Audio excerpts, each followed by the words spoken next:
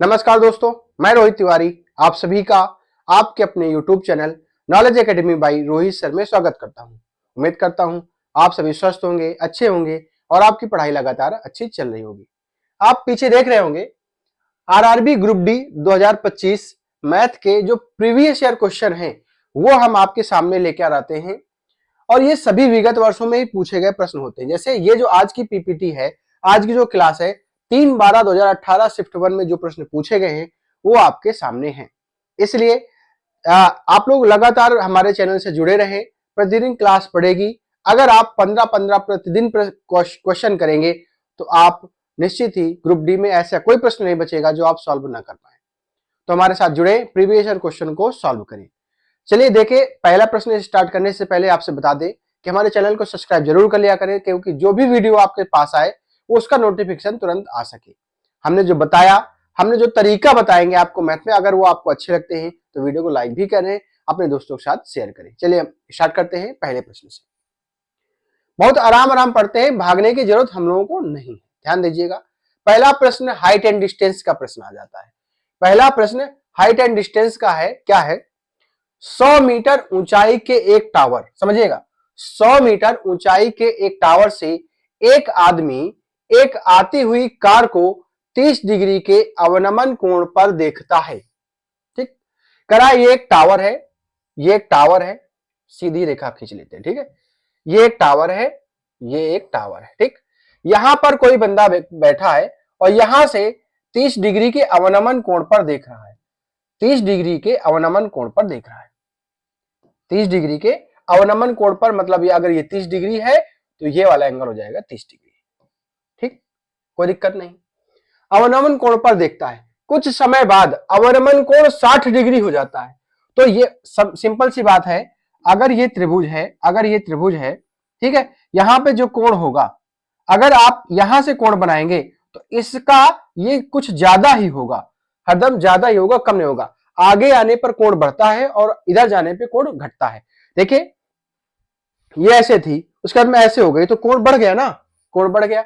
जैसे 30 पे देख रहा था, कुछ देर बाद उसने देखा कि वो कोण हो गया यहां पर 60 हो गया। क्या हो गया? 60 डिग्री हो गया।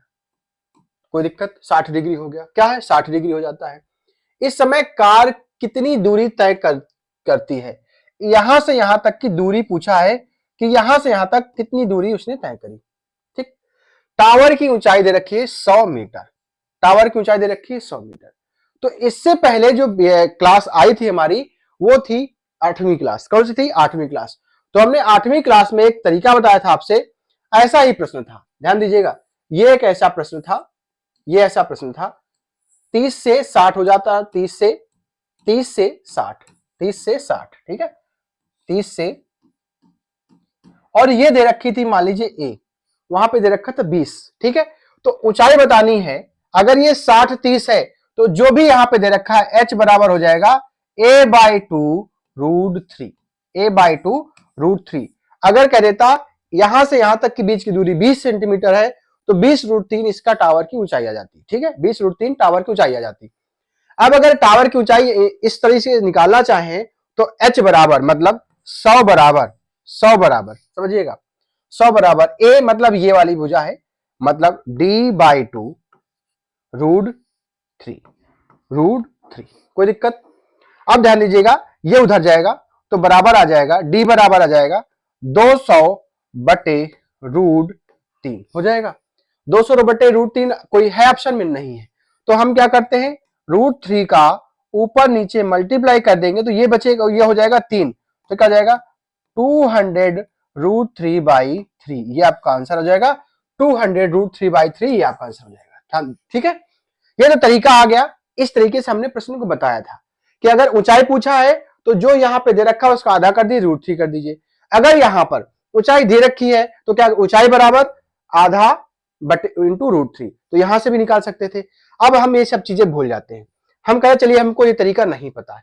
अगर हमको ये तरीका नहीं पता, हम प्रश्न को कैसे सॉल्व करेंगे? हम प्रश्न को कैसे सॉल्व करेंगे? ये हमें कुछ नहीं पता। ठीक है, ये हमें कुछ नहीं पता। जब हमें नहीं पता है तो हम प्रश्न कैसे सॉल्व करेंगे ये भी हम आपको बताएंगे। क्यों? क्योंकि आपको खुद से ट्रिक बनानी है, ना कि हमारी बताई हुई ट्रिक। क्यों? क्योंकि हमारी बताई हुई ट्रिक आपको एग्जाम के टाइम में भूलना होगा। क्यों भूल जाएंगे, सॉरी भूल जाएंगे, लेकिन अगर आपने खुद से ट्रिक बनाया है, आपने खुद से प्रैक्टिस से ट्रिक बनाया है, तो उस ट्रिक को आप कभी भूलेंगे नहीं।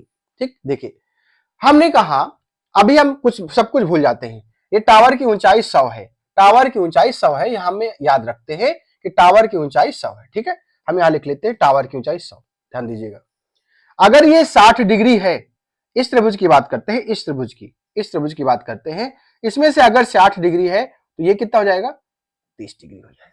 कितना हो जाएगा, 30 डिग्री हो जाएगा। मान लिया, जब 30 डिग्री हो जाएगा, ये 90 होता ही है।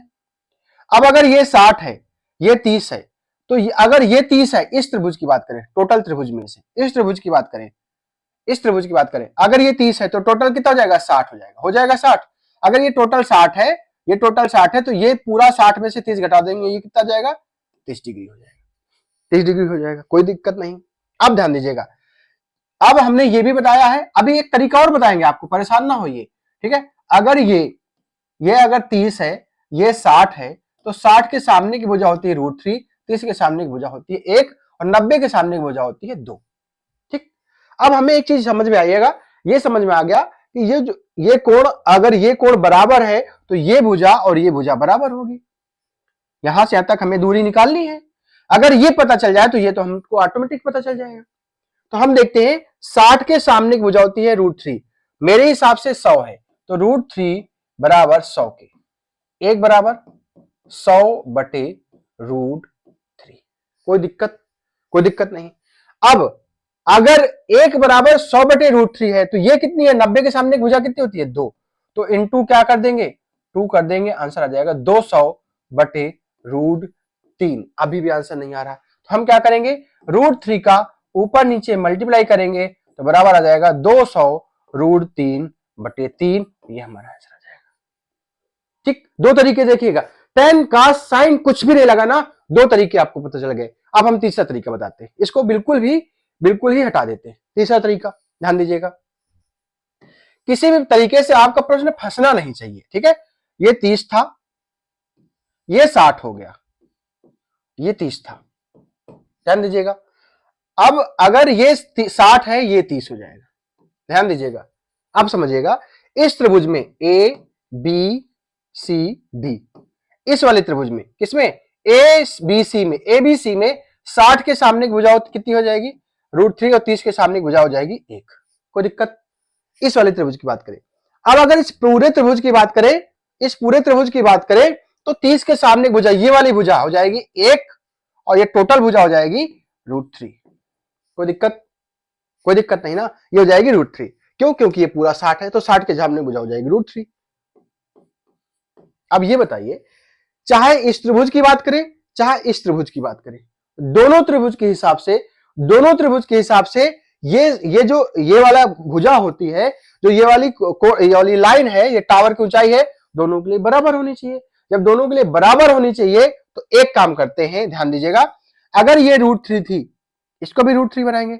अगर यहां पे √3 का मल्टीप्लाई करेंगे, तो इस टोटल में से भी √3 का मल्टीप्लाई करना पड़ेगा। खत्म, ध्यान दीजिएगा, तो ये कितनी हो जाएगी, 3 हो जाएगी। अब अगर 3 में से, अब ध्यान दीजिएगा, √3 बराबर 100 के, एक बराबर 100 बटे √3। अब टोटल ये बराबर आ जाएगी 3, तो अब टोटल 3 थी यहां से यहां तक, 3 में से अगर ये वाली हटा देंगे तो ये वाली भुजा कितनी आ जाएगी, 2, यहां से आ जाएगी, ये वाली आ जाएगी 2, इंटू 2 कर देंगे, बराबर आ जाएगा 200 बटे √3 का ऊपर नीचे मल्टीप्लाई कर देंगे,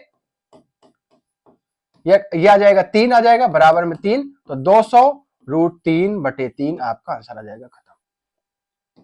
बताइए, 3 तरीके से हमने प्रश्न को बता दिया, रेशियो से भी, एंगल से भी और ट्रिक से भी। तो जिससे मन हो आप उस तरीके से प्रश्न को सॉल्व करें। एक क्वेश्चन अभी सॉल्व हुआ, लेकिन आपके 20 प्रश्न सॉल्व हो चुके हैं हाइट एंड डिस्टेंस के। अगर ऐसे प्रश्न आते हैं तो आपका कभी भी प्रश्न गलत नहीं होगा। अगला क्वेश्चन ध्यान दीजिएगा, इसमें हम ट्रिक बताने वाले हैं आपको। ठीक है,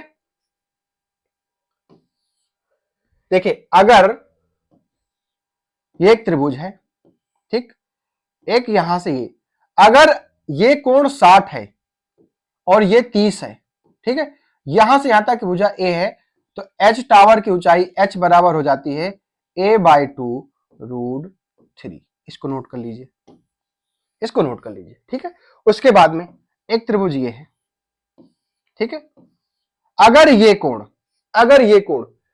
45 है और ये कोण 30 डिग्री है, ठीक है, और यहां से यहां तक ये भुजा ए है, h निकालना है तो h बराबर हो जाएगा a/2√3+1।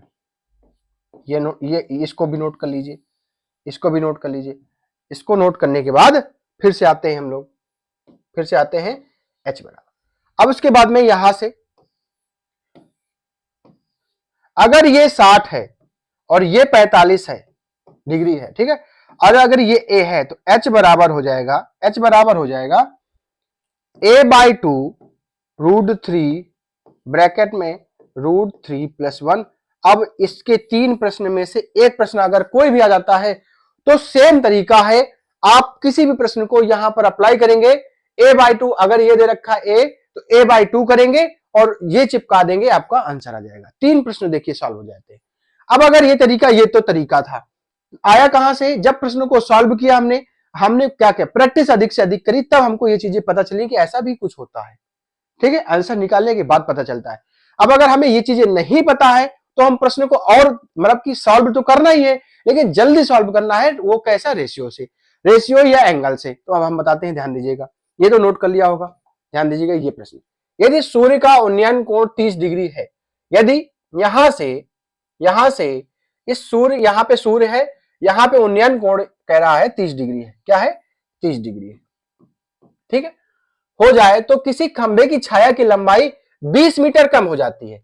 कह रहे हैं 30 से 45 हो जाए, 30 थी, यहां पर जाकर के 45 हो गई। क्या हो जाएगी? 45 हो गई। तो छाया की लंबाई पहले यहां तक हो रही थी, अब कम हो गई। कितनी हो गई? यहां से यहां तक की हो गई 20 मीटर। कितनी? 20 मीटर हो गई। भाई पहले छाया की लंबाई यहां तक हो रही थी, लेकिन जैसे 45 है तो 20 मीटर कम हो गई। इसका मतलब पहले यहां से अब यहां तक 20 मीटर कम हो गई। तो अब हमें टावर की, सूर्य की ऊंचाई बतानी है या खंबे की ऊंचाई बतानी है। h बराबर आ जाएगा आधा 10√3+1, आपका आंसर आ जाएगा। अगर ये नहीं पता, आपको नहीं पता है तो कोई बात नहीं, अगर नहीं पता है तो कोई बात नहीं, हम प्रश्न को सॉल्व करेंगे, आराम से सॉल्व करेंगे, समय चाहे जितना लग जाए। ध्यान दीजिएगा, अगर ये 45 है तो ये वाला कोण कितना हो जाएगा? 45। 45 के सामने भुजा होती है 1, ये 1 हो जाएगी, भुजा बराबर इसलिए कोण बराबर। तो ये कितना हो जाएगा? 2 हो जाएगा, सॉरी √2 हो जाएगा। अब यहां ध्यान देंगे, अगर इस वाले पूरे त्रिभुज में, इस पूरे त्रिभुज की बात करें, ये टोटल कितना है? 60 डिग्री है, तो ये पूरी भुजा कितनी हो जाएगी? √3 हो जाएगी। अब अगर ये 30 है, 30 के सामने भुजा कितनी होती है? 1 होती है, तो ये अभी भी 1 है, हम इसको छेड़ेंगे नहीं। देखिए 1 है, पहले इस वाले त्रिभुज के हिसाब से भी 1 थी, इस वाले त्रिभुज के हिसाब से भी 1 थी, तो हमें किसी को बराबर करने की जरूरत ही नहीं है।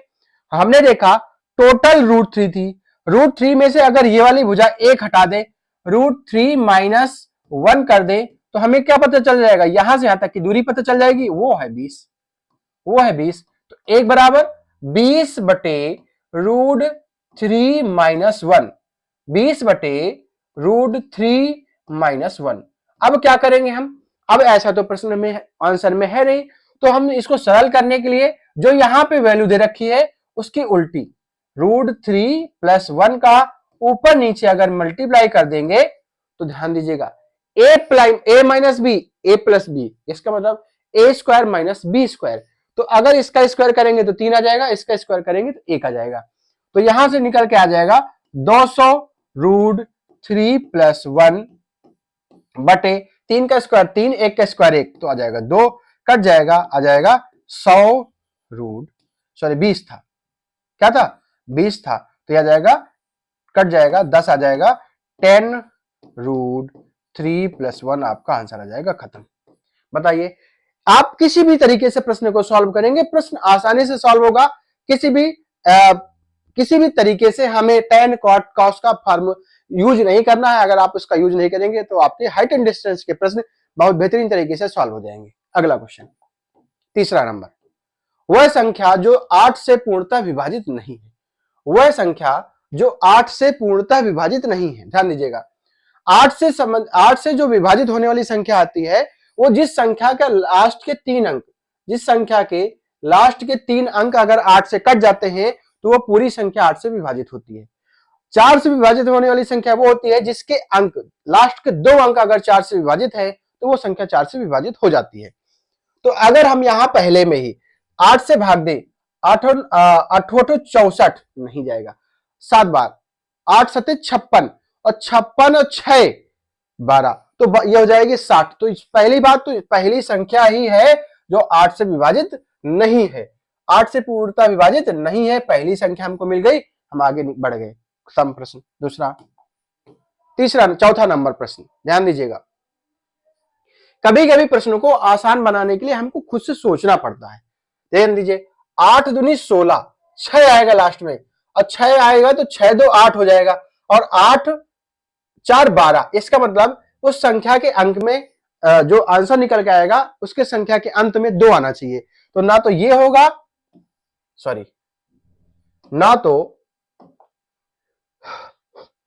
तो ए ऑप्शन होगा ना ही सी ऑप्शन होगा, बचेगा क्या, बी और सी। अब ध्यान दीजिएगा, 132 में से 8 का गुणा करेंगे तो सीधा सीधा कितना हो जाएगा, 800 तो यही हो जाएगा, कितना हो जाएगा 800 तो यही हो जाएगा, 8 दूनी 16 और 6 2 8, 8 4 12, ठीक है।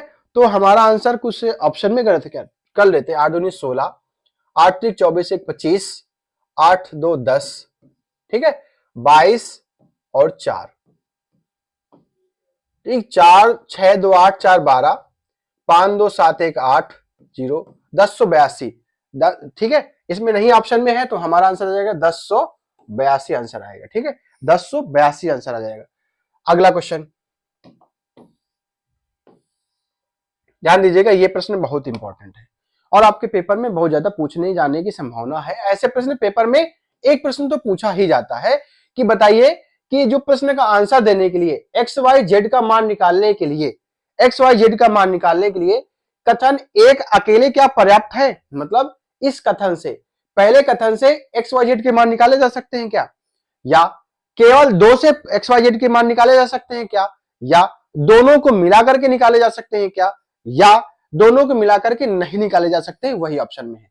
केवल कथन एक पर्याप्त है जबकि कथन 2 पर्याप्त नहीं है, कथन 1 2 दोनों में से कोई पर्याप्त नहीं है, कथन 1 और 2 दोनों पर्याप्त है, कथन 2 पर्याप्त है जबकि 1 नहीं है। अब इसमें आंसर निकालना है। ध्यान दीजिएगा, इस प्रश्न में x प्लस वाई बराबर 12 दे रखा है और यहां पे x प्लस जेड बराबर 4 दे रखा है, तो क्या पहले वाले कथन से प्रश्न का आंसर निकाला जा सकता है, नहीं निकाला जा सकता। क्यों, क्योंकि x प्लस वाई तो दे रखा है, लेकिन अगर यहां पे x माइनस वाई होता तो हम इस प्रश्न का आंसर निकाल सकते थे। इसमें जोड़ क्या दे दिया, जेड जोड़ दिया। अब यहां से हम प्रश्न का आंसर नहीं निकाल सकते हैं, इसका मतलब अकेले तो नहीं निकाल सकते। दूसरी बात, दूसरे में अब क्या दूसरे से निकाल सकते हैं क्या, तो सिर्फ एक्स वाई का मान सकते हैं, जेड का तो वो भी नहीं है, इसका मतलब अकेले 2 से भी नहीं कर सकते। इसका मतलब हम इसको भी नहीं सही कर सकते हैं और इसको भी नहीं सही कर सकते हैं, ठीक। अब बातें आती है बी और सी में।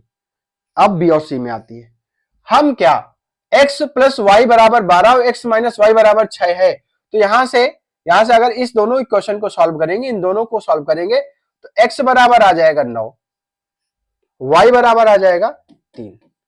जब x बराबर 9 y बराबर 3 आ जाएगा तो z का मान क्या आ जाएगा, तो z का मान ऑटोमेटिक आ जाएगा। इसका मतलब ये दोनों को मिला करके हम प्रश्न का आंसर निकाल सकते हैं। तो कथन ए 1 और 2 दोनों पर्याप्त है और आगे बढ़ जाते हैं। अगला क्वेश्चन 6 नंबर, करण और अर्जुन एक ही दूरी के लिए, दूरी दोनों की सेम है, एक ही दूरी के लिए क्रमशः 16 किलोमीटर प्रति घंटे और 20 किलोमीटर प्रति घंटे की गति से यात्रा कर रहे हैं। इस कारण इस दूरी को तय करने के लिए अर्जुन से 30 मिनट अधिक होता है, तय करने के लिए अर्जुन से 30 मिनट अधिक दूरी तय समय लेता है।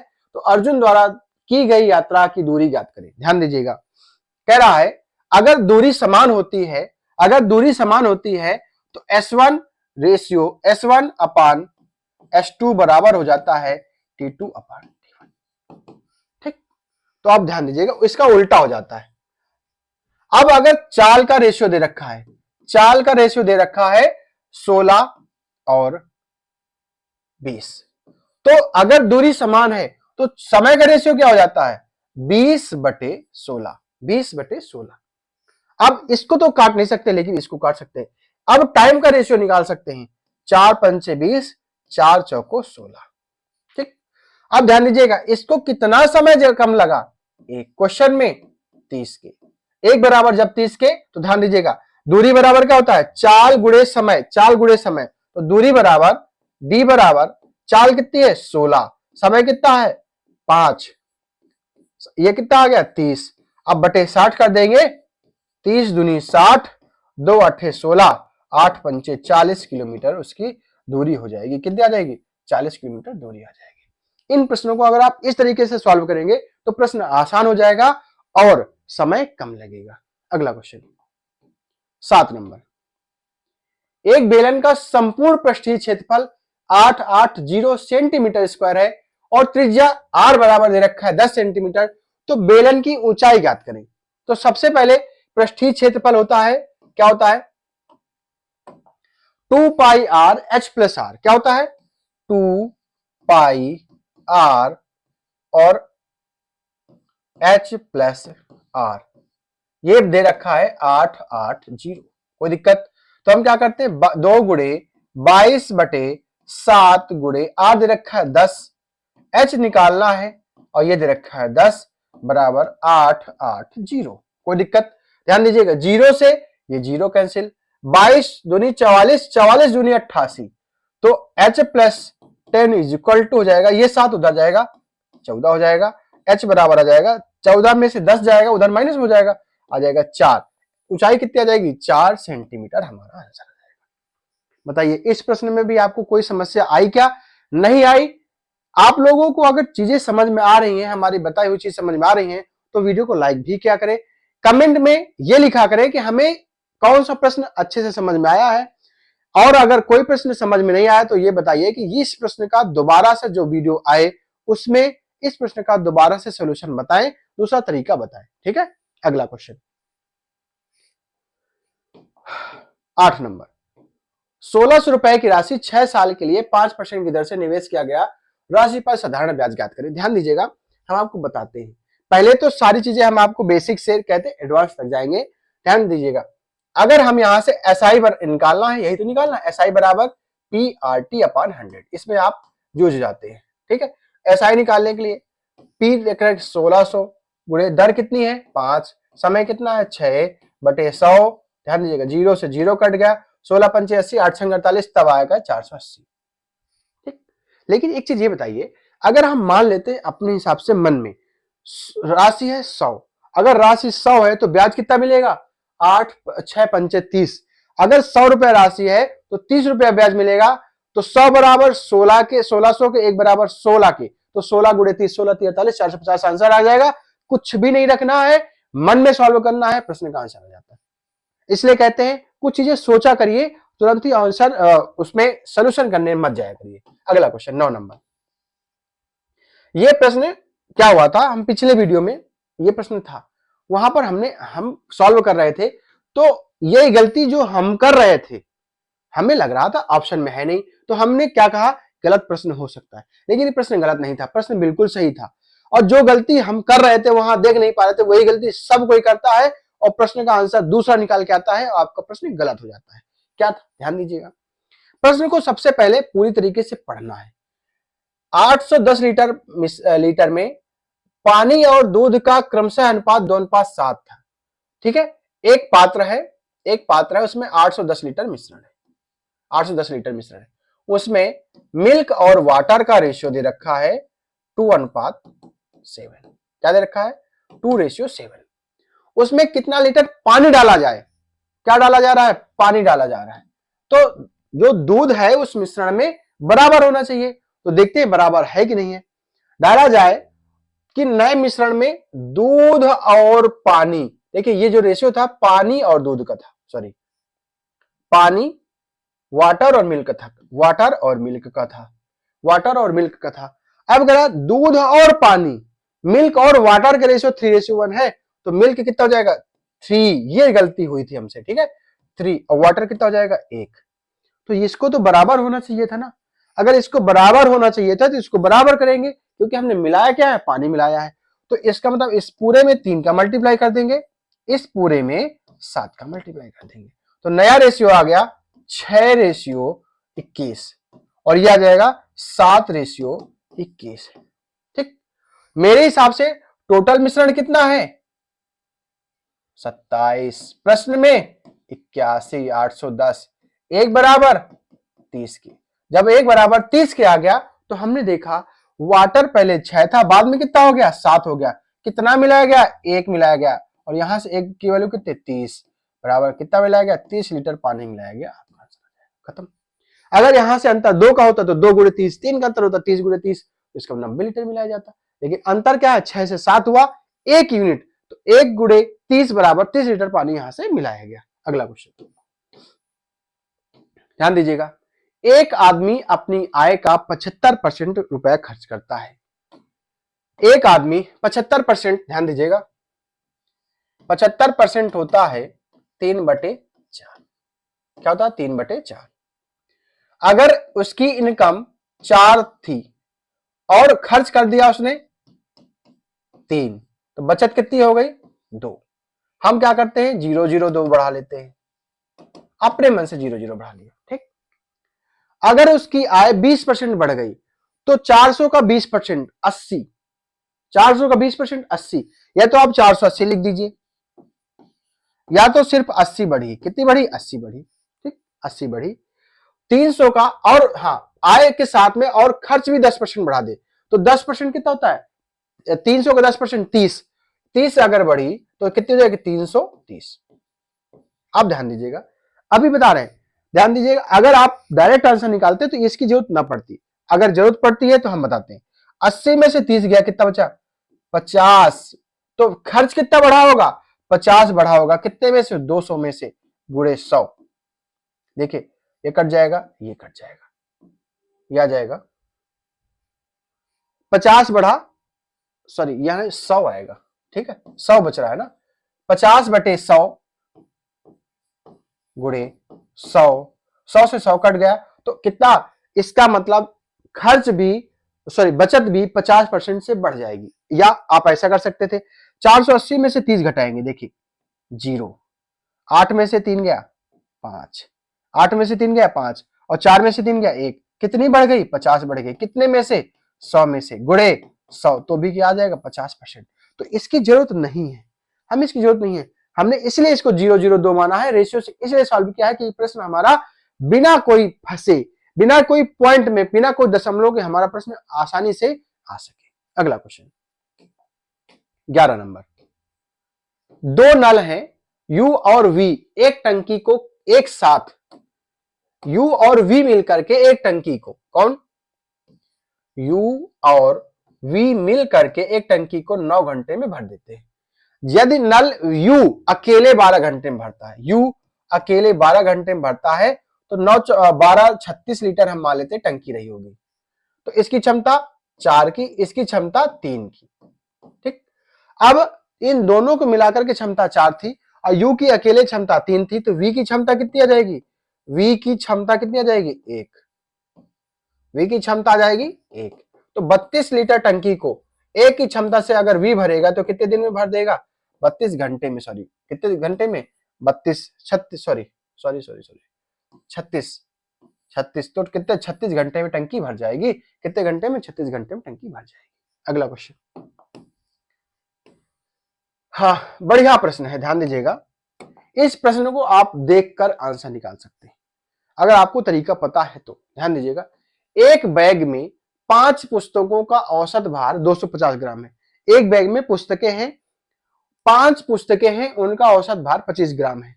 औसत भार मतलब एक पुस्तक 250 ग्राम की है, तो आप क्या करेंगे 5 पुस्तक कितने ग्राम के हो जाएंगे 250, 25 पंचे 125, इसका मतलब 1250 ग्राम पूरे 50। अब करा है सभी पुस्तकों का और एक बैग, अब औसत बैग का भी मिला लिया गया, तो टोटल कितने हो गए 6, औसत कितना हो गया 300, तो 6 3 1800, कितना हो गया 6 3 1800। अब 25 पंचे 1800 हो गया। अब कह रहा बैग का वजन बताएं।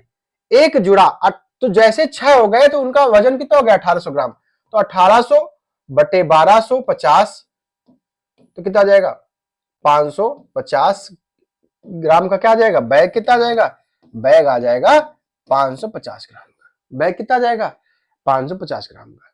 ठीक है, 550 ग्राम का बैग होगा। अब अगर आपने इस तरीके से सॉल्व किया अच्छी बात है। अब हम क्या करते हैं, एक काम करते हैं, ध्यान दीजिएगा।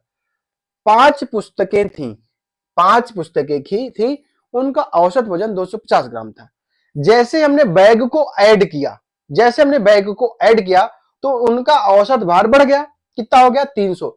इसका मतलब जो बैग आया होगा 300 का आया होगा, साथ में इन लोगों के लिए 50-50 लाया होगा, तभी 250 से 300 तो ये भी हुए गए ना।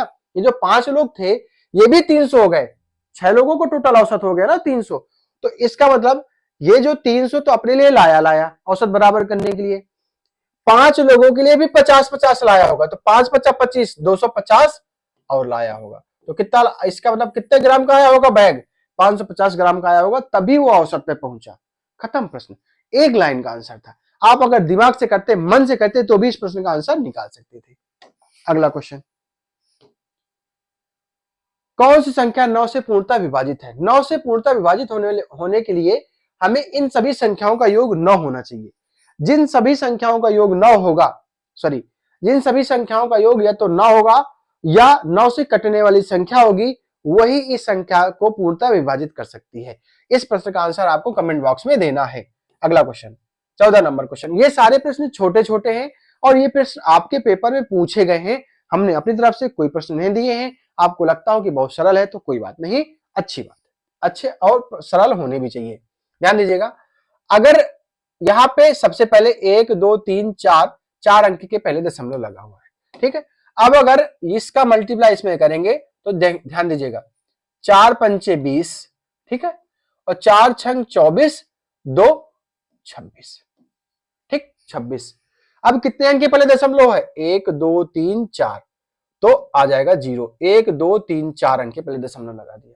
जब 4 अंक के पहले दशमलव लगाया तो दशमलव के बाद जो संख्या होती है अगर उसके बाद 0 है तो उसका कोई मतलब नहीं बनता है। इसका मतलब हमारा आंसर क्या जाएगा 0.026, 0.026 हमारा आंसर। अगला क्वेश्चन 15 नंबर और लास्ट प्रश्न है। दो परीक्षाओं के पूर्णांक का अनुपात 4:5 अनुपात था। एक छात्र पहली परीक्षा में 80% तथा दोनों परीक्षा में 60% अंक प्राप्त किया, तो दूसरी परीक्षा में उसने कितने परसेंट अंक प्राप्त किया। ध्यान दीजिएगा, पहली परीक्षा में अगर 80% प्राप्त किया, दोनों परीक्षाओं में अगर 60% अंक प्राप्त किया, तो दूसरी परीक्षा में उसने कितने परसेंट अंक प्राप्त किया। उनका प्राप्तांक का अनुपात 4:5 था। क्या था 4:5 था, ठीक। अब 80 में से 60 घटाएंगे तो कितना आ जाएगा 20। इसका मतलब 5 बराबर 20 के, 1 बराबर 4 के, तो 4 गुणे 4 बराबर 16।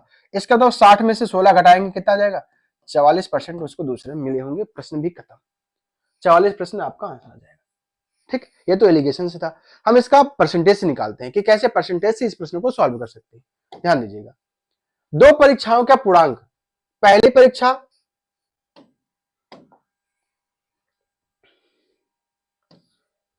परीक्षा दूसरी परीक्षा, अनुपात था 4:5। हम मान लेते हैं 400 500, टोटल कितने 900।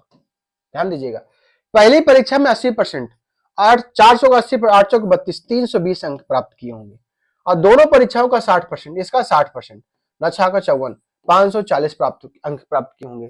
तो टोटल अंक प्राप्त किए दोनों मिलकर के 540, लेकिन पहले ने 320 प्राप्त किया।